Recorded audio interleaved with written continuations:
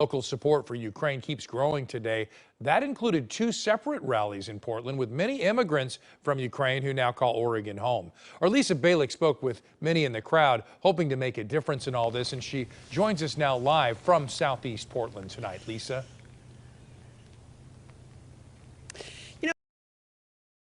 A lot of sleep. Very worried about what they'll find when they wake up in the morning, what has happened all day in the Ukraine. Keep in mind, right now it's about 8 in the morning there.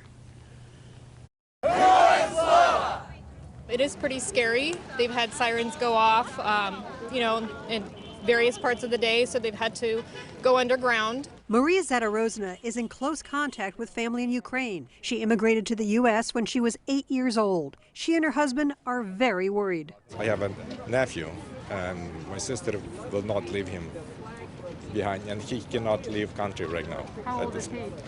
21. Many here were born in Ukraine and have family and friends there. They fear what could happen to their loved ones in a country now under siege. 3 days we couldn't sleep. We came from Eugene to support our heroes, our people who even not in military, but they try to protect their land, their independence. Valentina drove up from Eugene to be part of this today. She told me she was in Ukraine just 3 weeks ago to visit. Now she's worried about her sister and her nephews. They don't want to leave. They have nice, beautiful life right there.